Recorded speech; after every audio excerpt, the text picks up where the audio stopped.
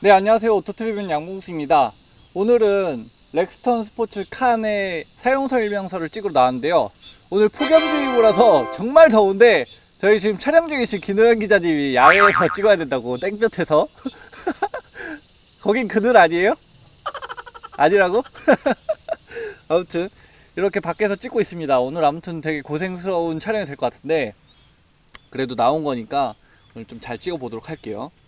오늘 칸 사용 설명서는 정말 쌍용 자동차에서 그대로 제공하는 이 취급 설명서를 기초로 촬영을 할 거예요. 그래서 저희가 되게 신뢰할 수 있는 자료고 제일 정확한 자료라고 봐주시면 될 것 같아요. 그냥 뭐 제 생각이 아니라 아무튼 이 설명서를 기초로 하겠습니다. 이렇게 유용한 정보는 많지만 이게 이런 걸 읽는다는 게 진짜 쉬운 일이 아니에요. 전에 소나타 사용 설명서 때도 말씀드렸지만 정말 귀찮은 일이고 뭐 차를 그냥 가다 서다만 하면 되지 뭔 설명서까지 봐 이러시는 분들이 많은데 그래도 알아두면 정말 좋은 게 많으니까 이 영상 끝까지 잘 봐주시면 좋겠습니다. 아무튼 오늘 칸 사용 설명서는 주제가 사륜구동하고 적재 두 가지입니다. 신차 길들이기에 대해서도 살짝 말씀드릴게요. 막 여기 막 들어갔나 이거 막 뭐시기요 이거 오프닝? 안 들어갔나? 네, 아무튼 신차 길들이기는 뭐 요즘에 별로 필요로 하는 차량들이 없습니다. 하지만 벤츠나 BMW도 신차 길들이기에 대해서 이 사용 설명서에 차량 취급 설명서에 포함시켜서 알려주고 있는데요. 렉스턴 스포츠 같은 경우도 칸도 마찬가지고요. 출고 1000km까지는 차량의 수명과 성능에 큰 영향을 미치므로 엔진이 정상 온도에 올랐을 때 출발을 하라고 권장하고 있고요. 그리고 공회전 같은 경우는 2분 이내로 권장하고 있습니다. 특히 지하주차장 같은 곳에서는 이제 공회전 하지 말라고 그렇게 하고 있고, 물론 환경에도 안 좋겠죠. 그리고 과속이나 급가속, 제동 이런 거 하지 말고 또 속도에 알맞게 변속하라고 하고, 뭐 자동 변속기 차량들이니까 요즘은 2000rpm 정도만 유지해서 부드럽게 출발해 주시면 좋을 것 같아요. 그리고 차량의 총 주행거리가 1000km 미만인 상황에서는 뭐 트레일러 견인 같은 거 하지 말고, 만약에 트레일러를 견인해야 된다면 80km 이하로 천천히 주행을 해 달라고 합니다. 사실 뭐 트레일러 견인한다면 80km 이하로 주행하는 게 맞지, 뭐 트레일러 견인하면서 막 200km씩 그렇게 주행하면은 위험하잖아요. 물론 200km로 주행하실 분들도 많지 않겠지만. 그리고 아무튼 초기 5000km까지는 엔진 오일량 자주 점검해 주시고 또 부족할 때는 보충해 달라는 그런 내용이 이렇게 포함되어 있습니다. 이 내용은 취급 설명서 1-25 이 페이지 보시면은 자세히 나와 있으니까 신차 출고하시는 분들은 꼭 확인해 보시는 게 좋을 것 같아요. 참고로 저는 길들이기 안 했습니다. 저는 길들이기 모르는 사람이에요. 난 차 사서 길들이기 해본 적이 없어. 이거 뭐 차 뭐 20년 30년 탈 것도 아니고 저는 그냥 막 타는데 막 타서 문제된 적이 단 한 번도 없기 때문에 아무 이상이 없다는. 다음은 사륜구동 시스템인데요. 사륜구동 시스템에 대해서 궁금해 하시는 분들이 가장 많을 것 같고, 그리고 가장 중요한 부분인 것 같아서 이제 초반에 이 주제를 뺐어요. 초반으로. 저도 처음에 잘 몰라가지고 주행하면서 이거 바꿔도 되는지 모르고 막 꼭 정차해서 해야 되는 줄 알고 그렇게 했는데, 많은 분들이 지적해 주셔가지고 그래서 뭐 알게 된 부분도 있는데, 더 정확한 게는 이제 어떻게 사용해야 되나, 그게 이제 사용 설명서 3-26 페이지에 있거든요. 여기 보면 2H에서 4H로 바꿀 때, 아니면 4H에서 2H로 바꿀 때, 이때는 시속 70km 이하의 속도로 주행 중이라면 아무 때나 바꿔도 상관없다고 합니다. 요거를 속도가 시속 70km가 넘어갔을 때 이렇게 바꾸면 차량 구동계 쪽에 무리가 갈 수 있으니까 그때는 안 바꾸는 게 좋다 그래요. 사륜구동도 평상시에는 쓰지 마시고 고속주행 하거나 평상시 주행할 때는 2H로 후륜구동 상태죠. 그러니까 후륜구동 상태로 주행하는 게 이 구동계에 무리를 안 줘서 그게 좋다고 합니다. 얘는 BMW X드라이브나 현대 H트랙 이런 것처럼 전자식 사륜구동이 아니라 기계식이에요. 그렇기 때문에 50대 50으로 딱 제한되어 있거든요. 그렇기도 하고, 다 여기 디퍼런셜 기어나 이런 거 보면은 진짜 완전히 기계식 오리지널, 우리 옛날에 생각했던 그런 식이어서 평상시나 아무튼 2H로 그렇게 후륜 구동 상태로 주행해 주는 게 좋다는 겁니다. 그 내용은 여기 설명서 안에도 들어가 있어요. 그래서 이제 4H 같은 경우는 그럼 언제 쓰냐? 4H 고속 사륜 구동이라고 하는 건데, 이게 4WD 하이 이렇게 돼 있어요, 설명서에는. 요거는 이제 진흙이나 모래, 눈길 이런 데서 노면이 살짝 미끄러운 이런 곳에서 사용하라고 합니다. 그러니까 강가나 아니면 임도 이런 데 들어갔을 때 사용하는 게 좋고, 그리고 4H 때는 저는 되게 궁금했던 게 4H에서는 속도를 몇 가지 밟아야 되나 그게 궁금했거든요. 근데 설명서에는 4H에서 속도를 몇 가지만 달려라 이렇게 나와 있지가 않고 있어요. 그래서 요거에 대해서는 저희가 나중에 추후에 쌍용차에 이제 문의를 해서 정확한 정보를 알려드릴게요. 4H에서 4L로 바꿀 때, 그러니까 4L은 로우 기어죠, 저단 기어인데 여기서는 그 수치가 정확히 있어요. 속도는 없는데 여기 내용이 뭐라고 되어 있냐면, 저속 사륜 구동 모드에서는 구동 계통의 손상을 줄이기 위해 5단과 6단 사용을 제한하십시오. 요 내용이 이대로 들어가 있습니다, 주의사항에.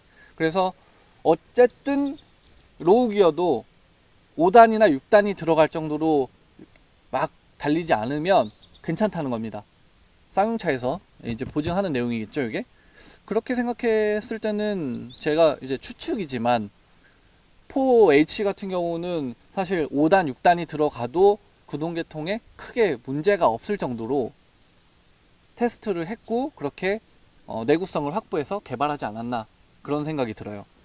4L은 그럼 언제 사용하냐? 4L은 여기 내용에는 최대 견인력이 필요할 때 사용하라고 돼 있어요. 최대 견인력. 근데 저희가 이제 오프로드 막 엄청 가보니까 4L은 그냥 오프로드 들어가는 순간 4L이어야 돼. 4H로 가다가 4L로 바꾸려고 하면 이미 늦었어요. 4H에서 4L로 바꿀 때 이거 평지에서 바꾸라고 하거든요. 권장사항이 평지에서 바꾸는 거예요. 근데 이게 오르막길 막 올라가다가 못 올라가니까 이때 바꿔야겠다 이러면 이제 그때 늦은 거예요. 그리고 멈췄다 가려고 하면은 못 올라가요. 우리 노현님께서 정말 차를 여러 번 빠쳐 먹었는데 이게 안 된다고, 이렇게 하면. 그죠?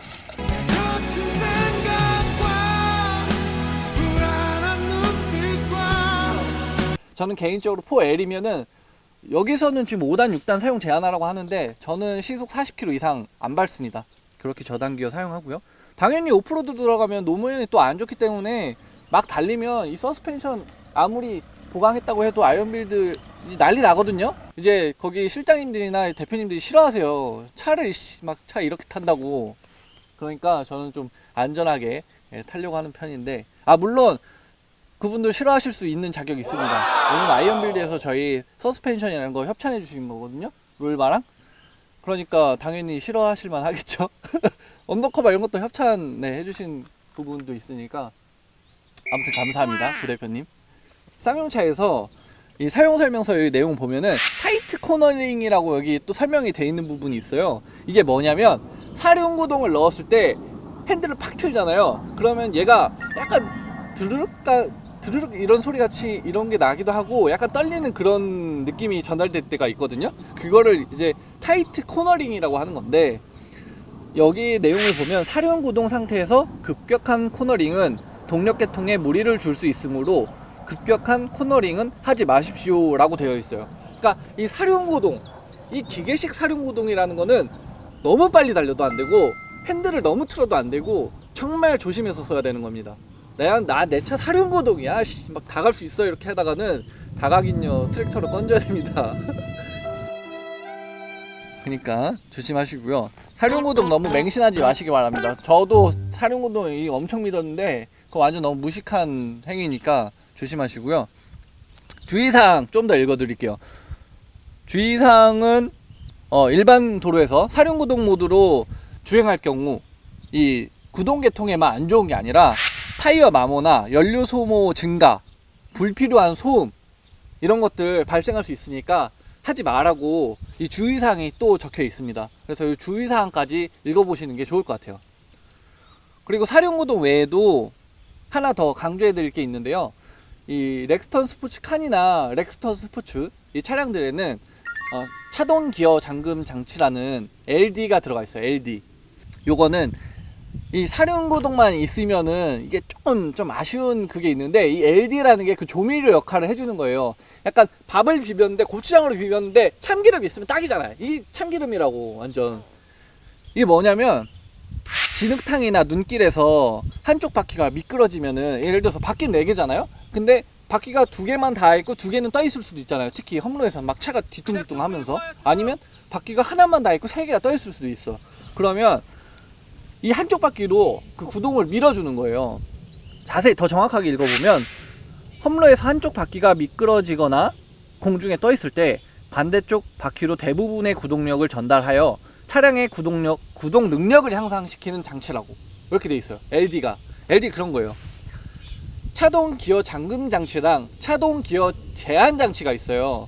제한 장치라는 건 LSD라고 하는데, 그 차동 기어 제한 장치보다 잠금 장치는 훨씬 더 강력한 거예요. 잠그는 건 말 그대로 잠가버리는 거야, 아예 0으로. 근데 제한 장치는 그 LSD라는 거는 0으로 잠그는 건 아니에요. 약간 구동력 그쪽으로 가는 거예요. 근데 얘는 완전 잠가버리기 때문에 한쪽 바퀴로 막 구동력이 막 엄청난 거죠. 근데 엄청 낮진 않아요, 사실 해보니까. 이거 쌍용차 관계자분들이 이거 보고 반성하셔야 돼. 이거 아니, 이거 그때 오프로드 갔을 때 우리 자료사진 지금 띄워주세요. 지금 내 핸드폰에 있으니까. 노현님이 그때 진흙탕 가서 빠쳤을 때 한쪽 바퀴 다 있었는데 아무 소용 없더라고. 이게 아무 소용이 없었어. 그래서 우리가 그 트랙패드 같은 거, 그 공사장에 쓰는 거, 이 철판 막 대가지고 뺄라 그랬는데 한쪽 바퀴는 돌아가는데 안 나와요. 안 돼. 왜냐고? 배가 다 있으니까. 물론 그럼 LD의 문제는 아닌가? 아무튼 네, 아니 LD가 뭐 다 돼야지, 어떤 상황에서나. 네, 뭐 아무튼 얘기하고 보니까 쌍용차 문제는 아닐 수도 있고 저희 문제인 것 같기도 한데, 어쨌든 LD도 맹신하면 안 된다는 거. 그냥 내 차는 LD가 있기 때문에 조금 더 안전한 차야 라고 생각하셔야지, 내 차는 사륜구동하고 LD 다 있으니까 다 필요 없어, 인치업해서 배도 다 밀고 갈 수 있어, 이렇게 하시면 큰일 납니다. 저도 언더커버도 하고 인치업도 했기 때문에 그냥 다 밀고 갈 수 있을 거라 했는데, 밀고 가긴요 못 가요. 뒷바퀴가 완전 지금 여기서 더 올려야지 배가 안 닿는데, 이 칸의 구조적 특성상 판 스프링이 엑셀 밑에 붙어 있어요. 그러다 보니까 차고가 굉장히 낮습니다. 지금 배도 잘 닿아요. 웬만큼 올려서 되는 문제도 아니고, 이거 바디업도 해야 되고, 이 복잡해져요. 오프로드 많이 다니실 분들은 5링크 구입하시는 게 좋다는 거 그렇게 해주시고요. 앉아서 썰만 풀려니까 진짜 너무 재밌다. 제가 오늘 적재나 이런 것까지 더 설명을 드리려고 했는데, 저희 촬영하다 보니까 분량이 지금 너무 많아지고 있어서 오늘은 오프로드 주행 방법까지만 설명을 드리겠습니다. 시작할 때는 뭐 사륜구동하고 적재까지 다 말씀드리려고 했는데, 적재는 다음 편에 해드릴게요.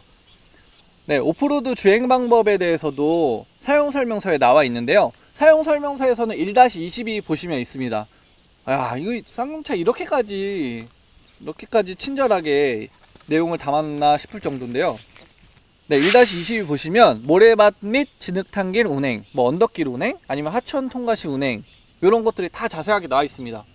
일단 개인적으로 오프로드 이렇게 주행해 보니까요, 오프로드 저도 이 칸으로 하면서 입문해서 업그레이드 돼 나가고 있는 건데, 아무튼 오프로드는 정말 재밌는데 이건 돈이 너무 많이 들어가요. 이거 보니까 아이언빌드에서 저희도 협찬을 어느 정도 해주시지 않았으면은 진짜 미쳐버릴 뻔했을 정도로 돈이 너무 많이 들어갑니다. 물론 일부는 제가 구입을 한 거거든요. 이제 뭐 윈치라던가 아니면은 타이어라던가 이런 거는 저희가 구입을 한 것도 있는데, 아무리 협찬을 해 주셨어도 저희가 구입해야 되는 부분도 많아가지고 돈을 꽤 많이 썼어요. 그렇기 때문에 일반적으로 이 정도 꾸미려고 하면은 저희가 순수하게 쓴 금액이, 이거 지금 깡통 사가지고 내비게이션 뭐 이런 것도 하긴 했지만, 요 뭐 언더커버, 스프링, 쇼버, 타이어, 견인장치, 그리고 윈치, 롤바, 적재한 바닥, 적재한 커버, 이런 거 다 따지면 지금 상당히 많아요. 그래서 600만원 넘을 것 같아요. 저희가 순수하게 쓴 게 300 정도니까 그렇게 돼 있는데, 돈이 너무 많이 들고, 또 오프로드 가면 견적이 많이 나와요. 이렇게 튜닝하는 비용도 많이 드는데, 견적비도 언더커버 한번 꺾였었죠. 저희가 막 그냥 들이밀다가 이 밑에 한번 꺾였었고, 그리고 타이어 같은 것도 얘가 엄청 세 보이지만 옆에가 잘 찢어질 수가 있어요. 조심해야 되고, 윈치도 잘 고장 날 수 있습니다. 힘은 정말 좋지만 윈치 잘 고장 날 수 있고, 또 도강한다고 쑥 들어가다가 엔진룸에 그냥 물 들어오면 그대로 뭐 이제 통장 없어지는 거예요. 이거 오프로드 돈 많이 드는 거니까 이런, 내가 좀 안다고 해도 이 까불고 이러면 안 됩니다. 그래서 이거 굉장히 조심해야 되고요. 참고로 지금 저희 견적이 꽤 많이 나와 있어요. 뒤쪽 테일램프 양쪽 다 깨져 있고요. 범퍼 다 깨져 있습니다. 그리고 얼마 전에 진흙탕 비내섬 갔다가 아이언빌드 가서 다시 뭐 얼라이먼트도 보고 뭐 여기 안에 좀 털고 서스펜션 다시 확인하고 뭐 이렇게 했는데, 이런 것도 다 비용이거든요. 그래서 그렇게 하지 않으려면 모래밭이나 진흙탕 운행할 때 저속으로 일정한 속도를 유지하라고 하고, 그리고 빠졌을 때 여기 내용에도 나와 있는데, 이 진흙이나 이런 자갈길 이런 데서 빠졌을 때 그냥 그대로 가만히 있어야 됩니다. 아니면 저속으로 일정한 속도로 이렇게 탄력으로 딱 나와야 되는데, 노현님 같은 경우는 들어가면 그냥 풀악셀이에요. 그러니까 배가 닳는 거거든요. 노현님 같은 경우 저런 분은 이제 차를 타면 안 되는데 자꾸 타고 싶어 해서 제가 걱정이 많습니다. 과도하게 가속 페달 밟으면 타이어가 슬립되면서 변속 장치나 구동 시스템에 손상을 줄 수 있으니까, 차가 빠졌을 때는 너무 과하게 뭐 풀악셀이다 이렇게 하는 게 좋지 않다고 해요. 물론 빠지면은 사람이 그렇게 또 하게 됩니다. 그렇게 하면 안 되는 거 알지만 그래도 혹시나 하는 마음에 그렇게 되는데, 이때는 여기서도 나와 있어요. 가능하면 견인을 하라고. 견인이 안 되는 조건이니까 문제인 건데 사실. 그리고 도강은 아무 데서나 하면 안 되지만 도강을 해야 되는 포인트들이 있었고, 다리가 없는 것들이 있어요. 아직도 시골에는. 그래서 이럴 때 엔진에 물이 들어가면은 치명적인 손상을 줄 수 있으므로 가능한 주행을 하지 마십시오라고 되어 있습니다. 쌍용차에서도 도강은 권장하지 않고 있어요. 특히 머플러에 물이 잠기지 않을 정도로 얕은 곳을 선택해서 일정한 속도로 건너라고 하고 있고요. 이 머플러가 잠길 정도로 깊은 곳은 진짜 차 심각하게 망가질 수 있거든요. 그래서 그렇게 깊은 곳은 애초에 안 들어가시는 게 좋습니다. 도강이 아니더라도 앞차가 지나간 자리는 깊게 더 파여 있을 수 있으니까 가능하면 다른 곳으로 주행하라고 그렇게 설명을 하고 있어요. 도강하다가 차가 빠졌어요. 아니면 시동이 꺼졌어요. 그러면 재시동 하지 말고 바로 견인하라고 그렇게 내용이 나와 있으니까 그렇게 참고해 주시면 좋겠고요. 그리고 도강 중에는 절대 기어 변속하지 말라고, 그런 내용도 나와 있습니다. 오프로드를 주행하는 것도 좋은데 주행하고 나서도 중요해요. 차량 관리를 어떻게 하느냐가 정말 중요하거든요. 처음에는 이 차량 관리에 대해서 별로 신경을 안 썼어요. 저도 아니 뭐 그러려고 튜닝한 건데, 갔다 오면 세차장 가서 물이나 한번 뿌리고 끝 아니야? 사실 물도 안 뿌렸습니다. 왜냐면 이 진흙이 묻어있는 게 진짜 기가 막히게 멋있거든요. 나 막 오프로드 갔다 오면 막 느낌도 나고 막 좀 자랑스럽고 막 그런 게 있어요. 그래서 처음엔 안 했는데, 그렇게 흙 막 묻어 있잖아요. 그러면 차 녹슬 수 있어요. 일단 녹슬어서 오래 못 탈 수 있고요. 또 휠 같은데 진흙이 묻어 있잖아요. 그럼 얼라이먼트가 틀어질 수 있어요. 얼라이먼트 틀어지면 당연히 이게 핸들 똑바로 가지도 않겠죠. 그리고 핸들도 떨릴 수도 있어요. 양쪽에 휠 무게가 다르니까. 제 생각이 아니에요. 제가 실제 경험담입니다. 아무튼 그렇게 관리를 잘 해줘야 된다고 하더라고요. 그래서 오래 탈 수 있는 겁니다. 오프로드를 타는 것만 중요한 게 아니라 사후 관리도 정말 중요하다는. 그리고 오프로드 갔다 오면요, 여기 타이어에 돌이 정말 잘 껴있어요. 돌 잘 빼주셔야 됩니다. 왜냐면 돌 안 빼잖아요. 이 타이어가 지금 MT 타이어들은 깍두기처럼 돼 있으니까 이 사이사이에 돌이 정말 잘 끼는데, 이거 주행하다가 뒷차에 튀면요 난리 나요. 난리. 이거 뭐 예를 들어서 국산차에 돌이 튀잖아요. 그러면 그나마 괜찮은데 뭐 레인지로버다 이러면 이제 난리 나는 거예요. 진짜 제가 레인지로버 앞유리 가격 대충 알거든요. 엄청 비싸요. 그런 차에다가 블랙박스 딱 찍혔다 그러면 이건 뭐 보험료 할증이 그냥 쭉 올라가는 거죠. 그러니까 꼭 돌 털어주시는 게 좋고요. 또 언더커버 안쪽으로도 돌 들어가기도 해요. 그러니까 돌 잘 털어주시고, 세차장 가서 세차 꼭 잘해주시는 게 좋습니다. 가까운 센터 있으면 센터 방문하셔서 점검 받으시는 게 가장 좋을 것 같아요. 저희는 뭐 아이언빌드가 멀리 있긴 한데 저희는 원주에 있고 아이언빌드는 남양주에 있으니까 멀긴 하지만 그래도 남양주까지 굳이 찾아가거든요. 차량 점검 받으러. 완전 강추예요. 네, 이렇게 해서 오프로드에 대한 뭐 사륜구동 아니면 오프로드 주행 방법 아니면 신차 길들이기 이런 거에 대해서 간단하게 말씀을 드렸는데요. 유익하셨으면 좋아요나 댓글, 알람 설정, 구독, 그리고 또 뭐 있을까요? 후원 좋은 의견 많이 부탁드릴게요. 그럼 저희가 또 이런 사용 설명서라던가 궁금하신 부분에 대해서 대신 해소해 드릴 테니까 요거 너무 유익하고 재밌는 것 같아요. 저희가 지난번에 소나타도 시작했다가 이어가지를 못했는데 사실 제가 소나타에 큰 관심이 있지 않아가지고 재미가 없어서 안 하려고요. 죄송하지만 안 하려고요. 카는 제가 정말 너무 재밌고 관심이 많은 차종이라서 뭐 재미가 있든 없든 조회수가 나오든 말든 그냥 제가 꾸준히 할 생각이니까 재밌게 봐주셨으면 좋겠습니다. 앞으로도 감사합니다.